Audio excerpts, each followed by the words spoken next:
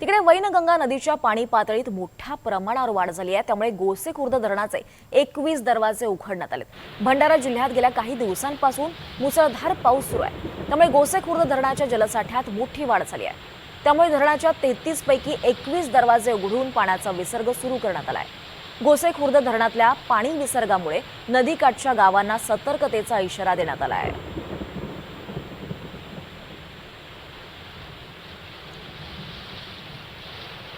तर या संपूर्ण परिस्थितीचा आढावा घेतलाय आमचे प्रतिनिधी मनीष रक्षमवार यांनी। जिल्ह्यात सतत 2-3 दिवस झालेल्या मुसळधार पावसामुळे नदी नाले फुगलेले आहेत।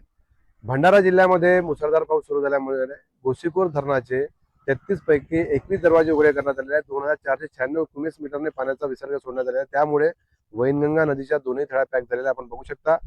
वैनगंगा नदी ही फुगलेली आहे आणि दोनही थळ्या पॅक झालेल्या आहेत। एकंदरीत या नदीच्या शेजारील जे गावं आहेत त्या गावाला प्रशासनामार्फत सतर्कतेचा इशारा दिलेला आहे आणि पाण्यात जे मासेमार बांधव आहेत त्यांना सुद्धा सांगण्यात आलेलं आहे की पाण्यात नाव टाकू नये, कारण की पाण्याची पात्रता वाढल्यामुळे एक दुर्घटना सुद्धा होऊ शकते आणि गोसीखुर्द धरणाचे दरवाजे परत जास्तीत जास्त प्रमाणात उघडे करण्यात येऊ शकते, कारण की भंडारामध्ये भरपूर पाणी झाल्यामुळे गोसीखुर्दच्या धरणाच्या पाण्याची पातळीत वाढ झालेली आहे।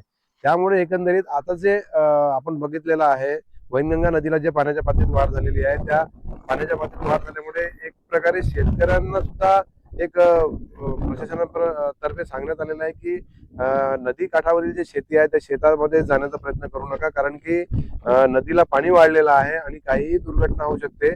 परंतु एकंदरीत शेतकरी सुद्धा आता आनंदित झालेला आहे, कारण की शेतकऱ्यांना पाण्याची गरज होती आणि या पावसामुळे शेतकरी आता आनंदित झालेला आहे। एनडीटीव्ही मराठी करता मनीष रक्षमवार, गडचिरोली।